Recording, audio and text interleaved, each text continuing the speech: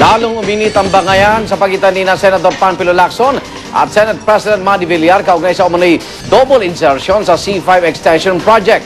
Sa privilege speech ni Lacson kanina, idiniin niya si Villar sa questionabling proyekto. Handa namang magpaimbestiga si Villar sa may giit na wala siyang ninakaw sa gobyerno sa ilang taon niyang paninilbihan. Saksi si Ruth Cabal. I simply followed the narrow trail and it led me to you, Mr. Senate President.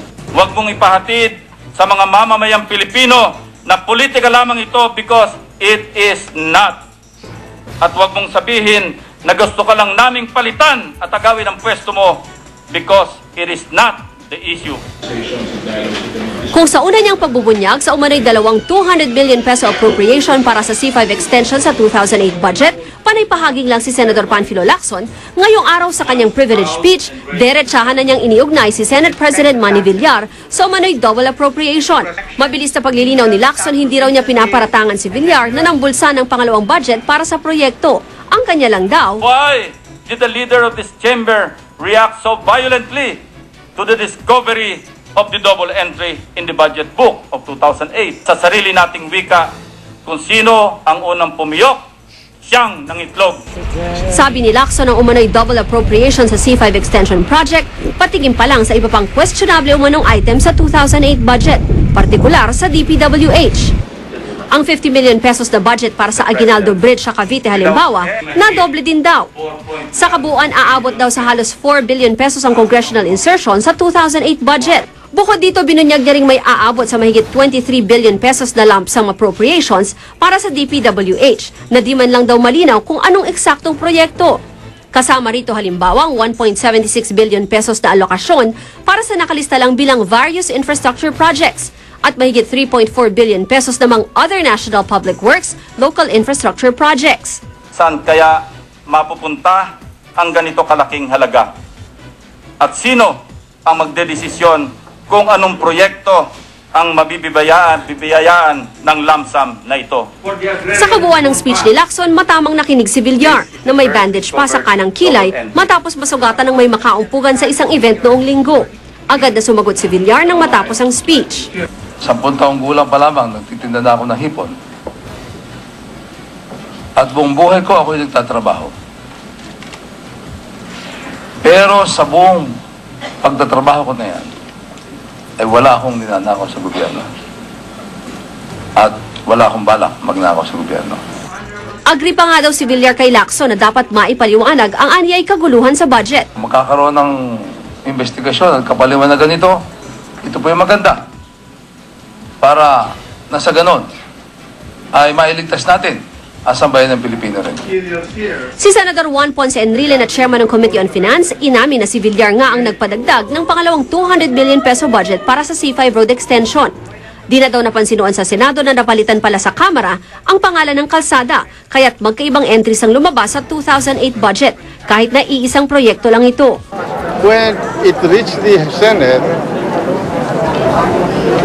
based on my record, President Villar proposed an amendment to the budget of the President by adding 200 million worth. Pagkatapos mahigit isang oras nagdebate ang mga senador kung sino ang mauunang mag-interpellate o magtanong kay Lacson. Ilang beses naging mainit ang diskusyon. Senator Lacson attacked the integrity of the Senate as a body. I have the floor. Mr. President, point of order. I still have the floor. No, Mr. President. I have the floor, Mr. Chairman. We are not policemen here.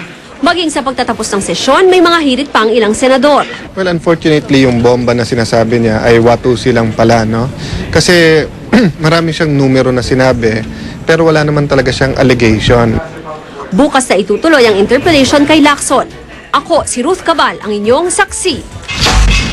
Tila hubad na katotohanan ng katiwalian sa mga government infrastructure project, pero kahit mayroon ng nakasuhan, paulit-ulit pa rin ang nangyayaring anomalya. Darito ang report. Tinuturing na susi sa pag-unlad ng mga kalsada at tulay, ugat na daluyan ng kalakal, negosyo at komersyo. Pero ang mga proyektong pang-infrastrukturang ito rin ang paulit-ulit ng nadawit sa mga kontrobersya ng katiwalian. Tulad noong taong 2005, si Senador Panfilo Lacson din ang nagbunyag sa mga tinaguriang bridges to nowhere. As you cross this bridge in Zamboanga and Sibugay, you end up nowhere. Ang inihalimbawa ng Lacson ang Sungkaya Bridge sa Diplahan, Zamboanga, Sibugay. Tulay sa gitna ng bukirin ang nakatatawid lang ay mga kalabaw at kabayo na naghahatid ng produkto. Ang halaga ng tulay na ito, tumataginting na 4.8 million pesos. Pero gate ng DPWH, sulit ang gastos dahil di kalidad ang mga tulay at pwedeng tumagal hanggang 100 taon. Taong 2002, nadawit din sa kontrobersya ang pinapagawa noong Diosdado Macapagal Boulevard.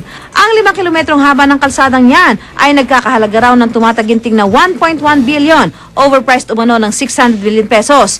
Ilang opisyal pa nga ng Public Estates Authority ang nasampahan noon ng reklamong plunder.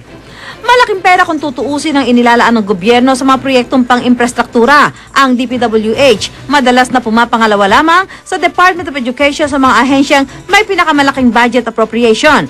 Sa tala ng DPWH, lumalabas na 70% naman ang mahigit 29,000 kilometro ng national road sa buong bansa ang sementado o asfaltado.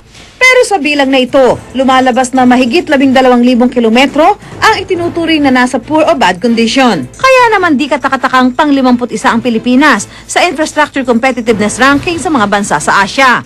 Ayon sa political analyst na si Mon Casiple, hindi na raw nakagugulat ang issue ng korupsyon sa mga proyekto ng gobyerno. Hindi bago sa amin yun. Ang bago sa amin yung umabot sa ganitong antas na nagkaroon ng mga privilege speech at saka sila yung nag-aaway, mga senador. Para sa saksi, ako si Susan Enriquez, nag-uulat. Nagsalita na rin si El Shaddai leader Brother Mike Velarde sa pagkakadawit ng kanyang pangalan sa issue ng C5 Road Project.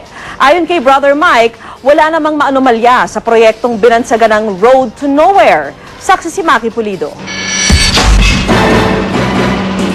Ilang araw nang parang kumukulong kaldero ang iskandalong nabansagang Road to Nowhere na nakasentro kay Senate President Manny Villar. Pero para kay El Shaddai leader Brother Mike Velarde, wala namang maanumalya rito. Sa likod ng issue ay ang pagkwestiyon sa 200 milyong pisong inilaang pondo para sa iisang infrastruktura, ang C5 Road Project. I think the proper agency na dapat tanungin yan ay yung Public Works. Ano itong dalawang ito, di ba? Saan napunta yung isa? Dinawit pati si Brother Mike sa iskandalo. Kumita na nga di umano ang El Shaddai leader sa pagbenta ng 1 ektaryang lupain na masasagasaan ng C5 Extension Project. Tumataas pa ang halaga ng ilan sa kanyang mga real estate property development. Paglilinaw niya, hindi niya inalok ibenta ang lupa sa gobyerno. Puwersahan daw itong kinuha sa kanya. It is now in the court because I contested the price in court. They filed an expropriation proceedings against my property. Bago pa raw magka-El Shaddai, nasa real estate development na siya. Meron o walang C5, sabi ni Brother Mike, mataas na talaga ang halaga ng mga proyekto niya. Nadamay lang ako, pero ang target talaga nila si Manny Villar. Sa biro, idinaan ni Brother Mike ang pagkakadawit niya sa iskandalo. Baka naman baka inisip lang nilang pwedeng mag-team up si Villar at si Velarde. That's not impossible. It can happen, di ba? Why not? Have there been initial talks? No, but I am not interested. Ako si Maki Pulido, ang inyong saksi. Umarap si Agriculture Secretary Arthur Yap sa budget deliberation ng Kamara at sa kanyang pagsalang naungkat ng panibagong rice scam umano na kinakarap ng kanyang kagawaran. Saksi si Susan Enriquez. Mahigit 45 billion pesos ang hinihinging budget ng Department of Agriculture sa 2009. Mas mataas ng 57% sa budget ngayong 2008. Kaya hindi naging madali kay Agriculture Secretary Arthur Yap ang pagdepensa sa hinihinging budget. Bukod sa issue ni Jokjok Bulante na hanggang ngayon ay wala pang linaw, naungkat din ang panibago umunong rice scam. Batay sa report ng Commission on Audit o COA, sinasabing may mga irregularidad sa 218.7 million peso project ng ginintuang masaganang ANI program, isa sa mga banner programs ng DA para sa food security. Ayon sa COA report, nabawasan ang epekto ng rice program dahil sa ilang irregularidad. Sa Region 3 o Central Luzon, 8% raw sa mga in-interview ng COA ang di nakatanggap ng binhi. Sa Eastern Visayas naman, halos kalahati sa 1,300 kilo ng binhi ang hindi natanggap ng mga magsasakang kasama sa listahan ng beneficiaries. Tulad ng inaasahan, itinanggi ni Yap na may mga naganap na irregularidad. Sa ngayon, hindi pa raw kumpleto yung mga dokumento ukol sa naturang programa. Give us time to make a presentation, if even just to prove that this agency does not belittle the findings of the COA and we are doing something about it. Pero nang tanungin siya ni Capiz Congressman Fred Castro ukol sa umano'y hindi pagtugon ng ahensya sa mga pinadala niyang sulat, ang tanging na isagot niya, Please allow us and give us a chance to rectify these errors. Kaya ayon kay Congressman Castro, sa laki ng budget na hinihingi ng DA, kailangan munang matiyak na sa simpleng gawain pagtugon sa mga sulat ay nagagawa nila. If they do not respect and do their job insofar as I'm concerned, that I am a congressman, how much more to an ordinary farmer? Ako si Susan Enriquez, ang inyong saksi. Samantala, kasunduan para sa reforma ang pinirmahan ngayon ng mga mahistrado ng Court of Appeals. Yan po ay para patunayan na desidido silang linisin ang nadungisan nilang pangalan sa gitna ng kontrobersyang idinulot ng kaso ng Meralco at GS